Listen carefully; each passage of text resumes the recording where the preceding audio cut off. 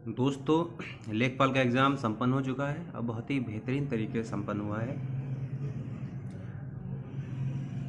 लेखपाल के एग्ज़ाम में जो मैथ आई है इस बार बहुत ही बढ़िया आई है। मॉडरेट लेवल है, मॉडरेट से भी नीचे लेवल है। इसके क्वेश्चन देख के समझ जाएगा कि कितना इजी एग्ज़ाम आया था इस बार। हम सॉल्व करते हैं। तो स्टार्ट करते हैं क्वेश्चन नंबर 26 से। पहला क्वेश्चन दे रखा है 18 + 15 भाग 3 गुणा 9। ये बॉडमास रूल के अकॉर्डिंग ही सॉल्व होगा। समझ गए हो बच्चे? बहुत इजी क्वेश्चन है, इसे सॉल्व करते हैं।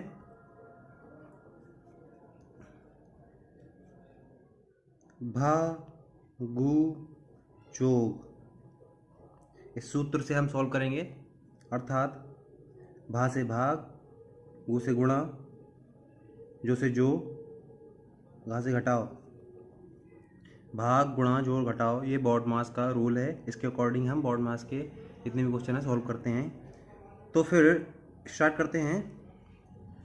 पहले दे रखा है भाग, यानी अगर सभी साइन एक साथ दे रखे हों एक लाइन में तो हम सबसे पहले करते हैं भाग। तो हम 15 को 3 से पहले भाग देंगे, फिर उसके पश्चात जो भी आएगा उसके हम 9 से गुणा करेंगे और 18 में जोड़ देंगे। अर्थात 3 पंजे 15, 3 पंजे 15 गुणा 9। अब हम गुणा करेंगे अकॉर्डिंग टू भागु जोग। 18 + 5 नेम 45। अब इसको हम जोड़ेंगे तो 5, 8 5 13, 4 1 5 और 1 6। अर्थात इसका आंसर आया है 63। तो इसका आंसर होगा ए। अगला क्वेश्चन है क्वेश्चन नंबर 27। दे रखा है 15 संख्याओं का माध्य 30 है। यदि प्रत्येक संख्या में 3 जोड़ दिया जाए तो नया माध्य क्या होगा? यदि प्रत्येक संख्या में जोड़ने की बात करें और माध्य दे रखा हो संख्याओं का, तो ऐसे में डायरेक्ट हम माध्य को निकालने के लिए उसके माध्य में प्रत्येक संख्या के अकॉर्डिंग जो डाटा दे रखा है 3 जोड़ दिया जाए, इसको जोड़ देंगे डायरेक्ट, हमारा आंसर आ जाएगा। अर्थात 30 में 3 जोड़ देंगे तो हो जाएगा 33। 33 यानी ऑप्शन सी इसका राइट आंसर है। अगला क्वेश्चन देखते हैं। क्वेश्चन नंबर 28 दे रखा है दिए गए डाटा इतने इतने का बहुलक ज्ञात कीजिए। तो बहुलक का रूल तुम्हें पता ही होगा। जब डाटा दे रखा हो और उसमें जितनी बार जो संख्या जितनी ज़्यादा आएगी उस डाटा में, वही उसका बहुलक होगा। इसमें दे रखा है कि 3 जो है इसकी बारंबारता कितनी है?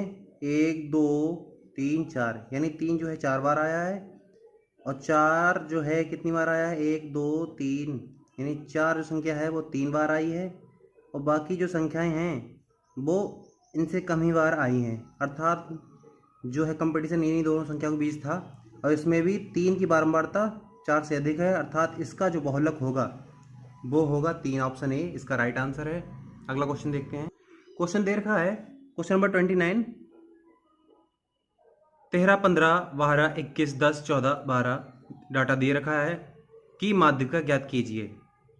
माध्य के लिए दोस्तों हमें पता है कि सबसे पहले क्या करते हैं, दिए गए पदों की संख्या गिनते हैं पहले कि ये सम है कि विषम है, उसके अकॉर्डिंग फार्मूला लगता है। इसमें दे रखा है 13 15 12 21 10 14 12, 1 2 3, इनकी संख्याएं निकालेंगे 1 2 3 4 5 6 7, अर्थात विषम संख्याएं दे रखी हैं। तो फार्मूला हमारा लगेगा इसमें n + 1/2,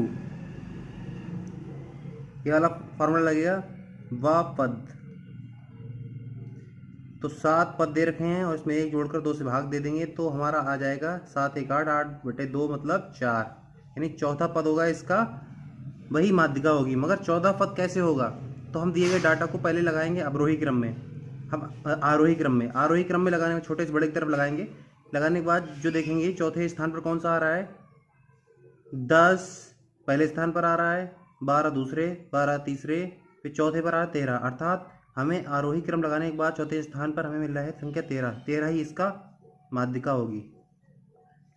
option B is right answer.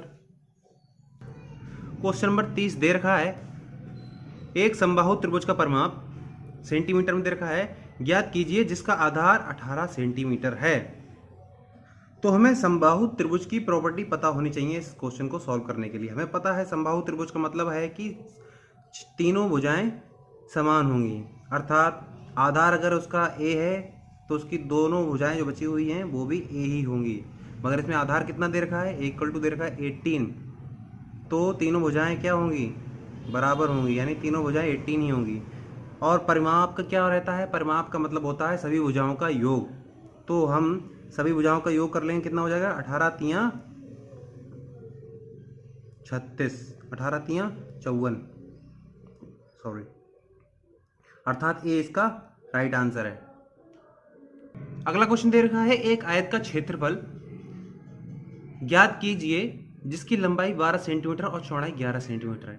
इतना इजी क्वेश्चन है, ये तो कक्षा 1 का क्वेश्चन लगता है मुझे। तो डायरेक्ट फार्मूला लगाएंगे हम।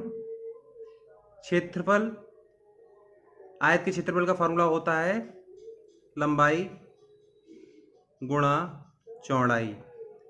तो लंबाई दे रखी है 12 और चौड़ाई दे रखी है हमें 11, तो इसकी जब हम गुणा करेंगे तो आएगा 132। 132 ऑप्शन बी इसका राइट आंसर है। बहुत ही इजी आया तो क्वेश्चन। अगला क्वेश्चन देखेंगे। अगला क्वेश्चन दे रखा है, एक संचयी बारंबारता बंटन नीचे दिया गया है। तो वर्ग दे रखा है और संचयी बारंबारता दे रखी है, और इसमें से इन्होंने पूछा है कि निम्नलिखित में से किस वर्ग की बारंबारता अधिकतम होगी। तो सबसे पहले हम इस क्वेश्चन में बारंबारता निकालेंगे, क्योंकि संचयी बारंबारता अलग होती है, बारंबारता अलग होती है। बारंबारता निकालने के लिए हम क्या करेंगे,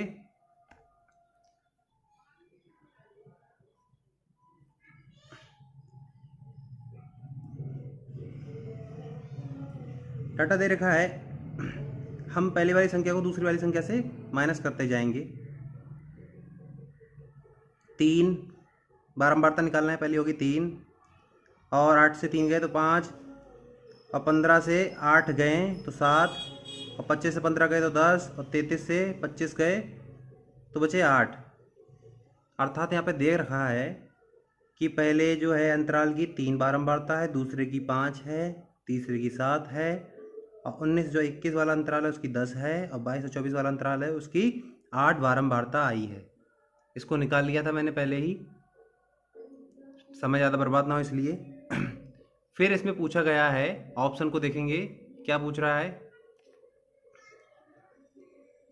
which one of the following class has maximum frequency. अब इसमें कौन सा अंतराल है इसकी फ्रीक्वेंसी ज़्यादा है। तो इसमें देखेंगे 19 और 21 वाले की फ्रीक्वेंसी सबसे ज़्यादा है, अर्थात ऑप्शन डी जो है इसका राइट आंसर होगा। अगला क्वेश्चन दे रखा है, 2240 के गुणनखंडों का योग ज्ञात कीजिए। तो हम इसे सॉल्व करने जा रहे हैं, इसके गुणनखंडों का योग निकालना है। संख्या दे रखी है तो चलो इसके पहले करेंगे गुणनखंड। इसे छोटे छोटे गुणनखंडों में सबसे तोड़ेंगे जो कि कंपोजिट नंबर ना हो, ऐसे गुणनखंड करेंगे, फिर निकालेंगे आगे क्या होता है। 2 2 4 गुणा 10, 2 एकम 2, 2 एकम 2, 2 एकम 2, 2 दूनी 4 गुणा 10,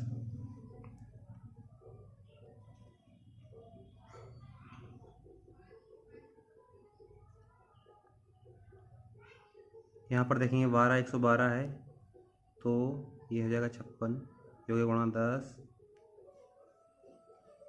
56 कितने होते हैं, 8 7 56 गुणा 10। यहाँ पर देखेंगे 2 3 बार आएगा, 2 की पावर 3 लिख लेंगे इसे 8 को, और यहाँ 7 की पावर 1 ही रहेगा, 5 पावर 1, और इसे 2 की पावर 1 में कन्वर्ट कर लिया है हमने। अब 2 की पावर को एक तरफ कर लेंगे गुणा करके, 7 को एक तरफ, 5 को एक तरफ कर लेंगे, तो ये हो जाएगा 2 की पावर 1, 1 1 2 3 5 और 1 6, 2 की पावर 6, और 7 की पावर 1 और 5 पावर 1। गुणनखंड का फार्मूला है, 2 की पावर 6 है तो हम 0 से लेकर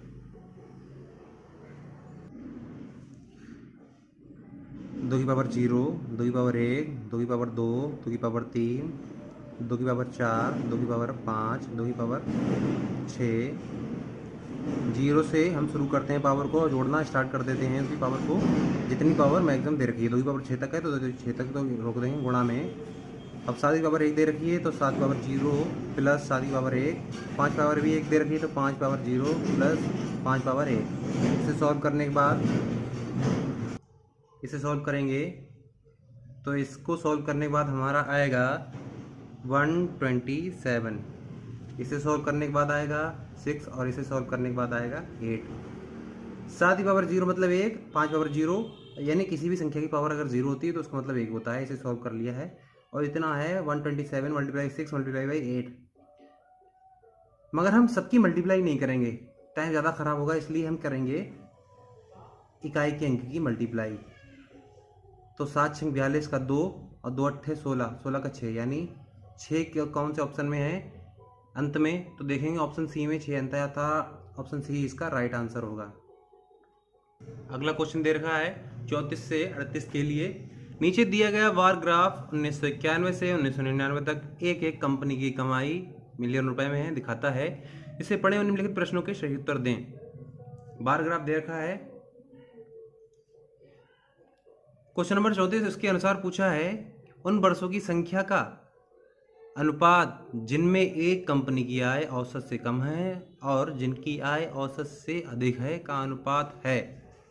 क्वेश्चन फिर से पढ़ें, यानी उन वर्षों की संख्या का अनुपात जिनमें एक कंपनी की आय औसत से कम है और जिनकी आय औसत से अधिक है, तो इसमें क्या करना पड़ेगा, औसत निकालना पड़ेगा। हमें सभी आयों को जोड़कर हमें औसत निकालना पड़ेगा और देखना पड़ेगा कौन सी वर्ष औसत से अधिक और कौन से औसत से कम आय हुई है, उसका अनुपात निकालेंगे।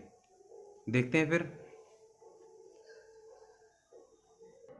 यहाँ पर हमने सभी आय को जोड़ लिया है प्रत्येक वर्ष की, और देखने के बाद पता चलता है, जोड़ने के बाद 27,840 इसका कुल योग आता है। तो कितने वर्ष के लिए जोड़ा है, 1 2 3 4 5 6 7 8 वर्षों का जोड़ा है। तो इसे 8 से भाग दे दिया जाएगा, इससे हमें औसत प्राप्त हो जाएगा। 8 से भाग देने के पश्चात हमें 3480 औसत प्राप्त होगा। अब इसमें देखेंगे 3480 से कौन सा वर्ष ऊपर है कौन सा नीचे है। तो देखते हैं कि नीचे वाले पहले देखेंगे 91 92, ये वाला भी वर्ष नीचे है 3480 से, और ये वाला भी वर्ष नीचे है, यानी 2 वर्ष नीचे हो गए। और ये दोनों वर्ष भी नीचे हैं औसत से, और ये यानी 1 2 3 4 5 वर्ष जो हैं औसत से नीचे हैं। तो बचे हुए 3 वर्ष क्या होंगे, औसत से ऊपर। अर्थात ऑप्शन में देखेंगे 5 और 3 किधर है, 5 और 3 का अनुपात है ऑप्शन सी, अर्थात ऑप्शन सी हमारा सही होगा। अगला क्वेश्चन दे रखा है 1997-98 में कंपनी आय 94-95 से कितनी गुना थी। तो ऊपर देखेंगे क्वेश्चन में,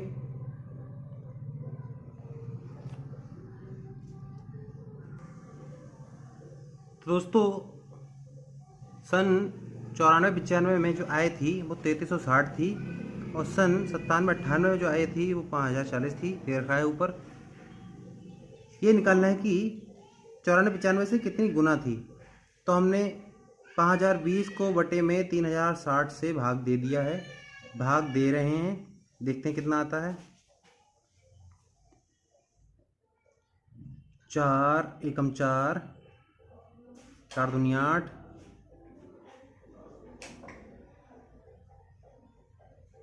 4 से तो कट नहीं रहा है, गलत डाटा उतार लिया है। ये 5040 है यहाँ पर। इसे सॉल्व करने के बाद देखेंगे कितना आता है। 0 से 0 कट गया। अब 4 एकम 4, बचा 1, 4 दूनी 8, बचे 2, 4 संग 24 कट गया, और 4 8 32, बचा 1, 4 चौक 16। फिर से देखें 4 से काट के, 4 से नहीं कटेगा, तो 3 दूनी 6, 3 8 24 और 3 चौक 12, 3 दूनी 6, तो 7 छंग 42, 7 चौक 28, 3 2, यानी 1.5। ऑप्शन सी इसका राइट आंसर है। अगला क्वेश्चन देखते हैं। तो दोस्तों इसमें दे रखा है 1996-97 में कंपनी की आय समीक्षाधीन अवधि में औसत आय का लगभग कितना प्रतिशत थी? हम ऊपर ही औसत आय पहले भी निकाल चुके हैं। औसत आय हमारी आई थी 43, तो औसत हमारी आई थी 3480, और जो 96-97 की जो बात कर रहे हैं उस अवधि में कितनी आई थी? 4320। और पूछा है कितना प्रतिशत थी। प्रतिशत लगाने के लिए 100 से भाग देंगे तो लगभग ये आ जाएगा आपका 124.1%। तो जब लगभग बोला है तो लगभग ये 125 के आसपास बैठ रहा है, अर्थात डी ऑप्शन इसका सही होगा। अगला क्वेश्चन देखते हैं। अगला क्वेश्चन दे रखा है 37। 1997-98 कंपनी की आय में 1993-94 की आय में तुलना में प्रतिशत वृद्धि क्या थी? तो निकालने के लिए क्या करेंगे, पहले देखेंगे इस सारणी में 1993 की जो आय है, 1993 की जो आय है वो 2520 है, और 1997 की जो आय है वो 5040 है। आपको यहाँ डाटा देख के लग रहा होगा ये दुगना डाटा है यहाँ पर, अर्थात 2520 दूनी 5040 बैठेगा।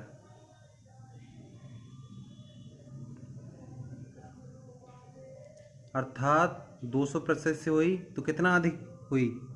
लगभग 100% अधिक हुई, अर्थात बी ऑप्शन इसका सही है।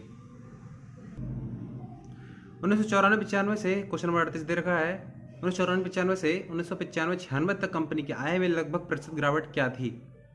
तो वही प्रतिशत गिरावट निकालने के लिए क्या करेंगे, टेबल देखेंगे 1994 और 95 का और 1995-96 का।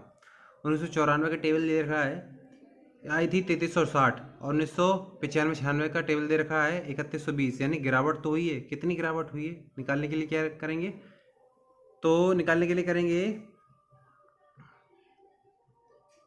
3360 जो 1994 में आई थी, और 95 में आय हो गई थी 3120, तो कितनी गिरावट दर्ज की है इसमें? अंतर निकालेंगे, 0 0 गए 0, 6 से 2 गए 4, और 3 से 1 गया बचा 2, और 3 से 3 गए 0, यानी 240 की गिरावट आई है।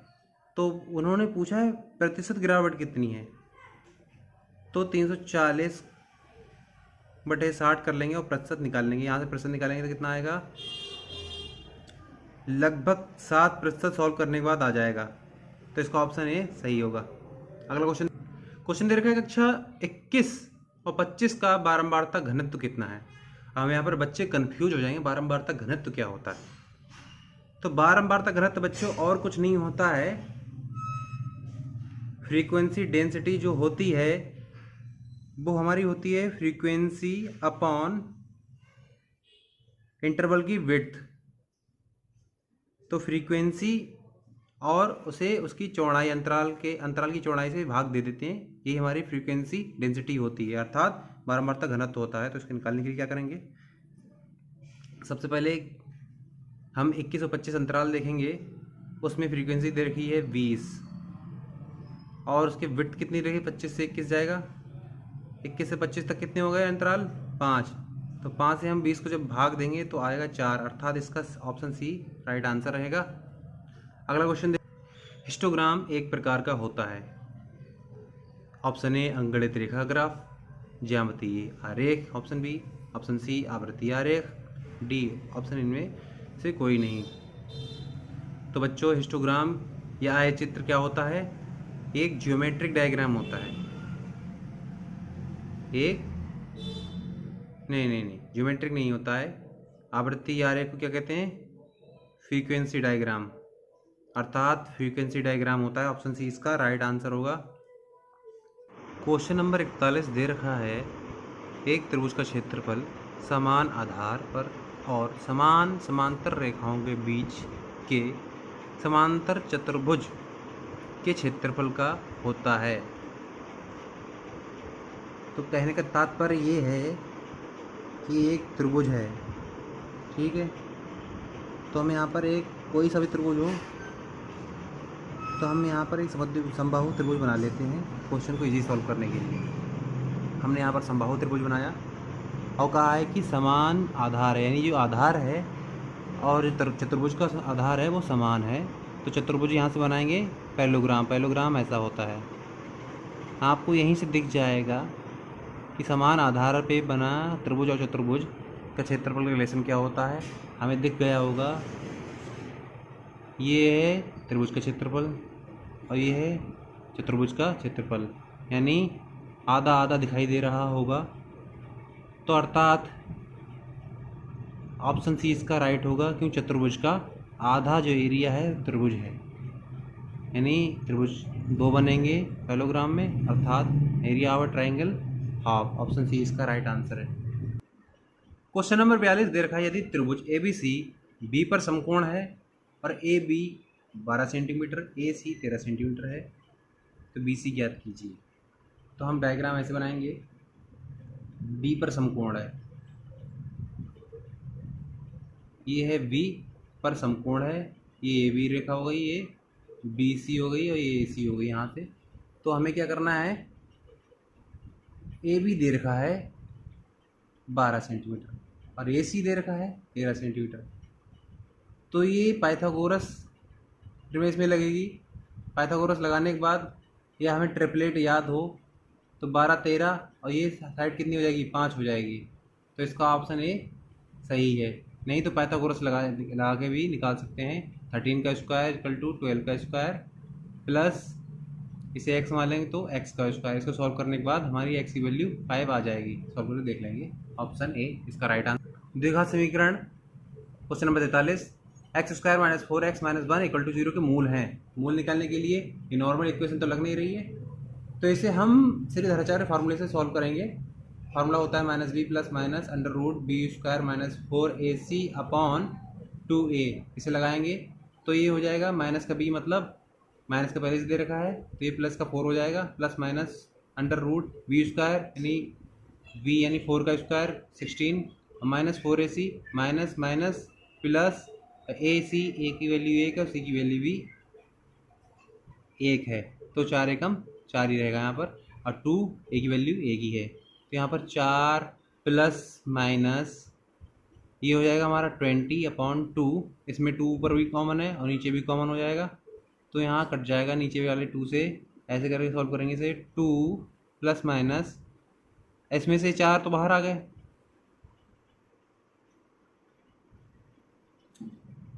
4 बाहर आ गए, वो आगे बाहर आ गए, 2 तो कॉमन चला जाएगा जो 2 से डिवाइड हो जाएगा, अंदर बचेगा √5 यानी 2 प्लस माइनस √5। ऑप्शन ए इसका राइट आंसर है।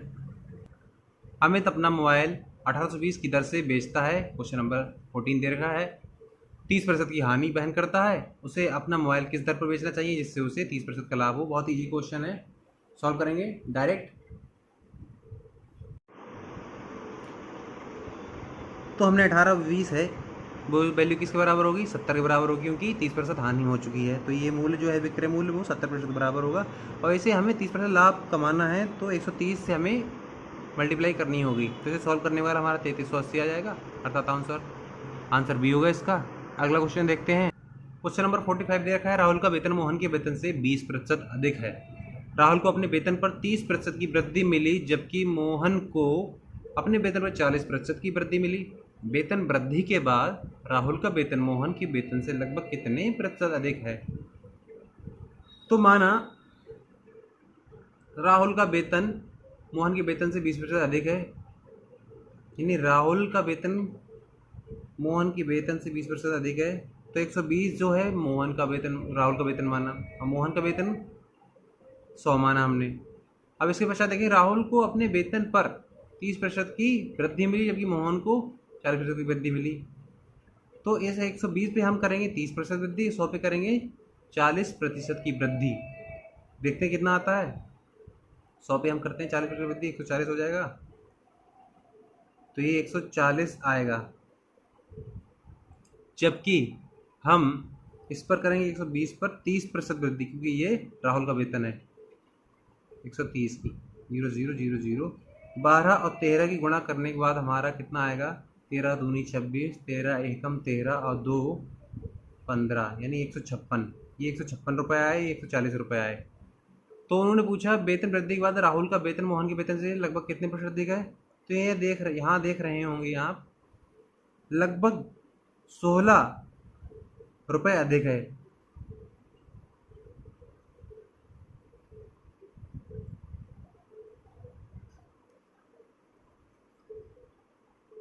सॉल्व करेंगे।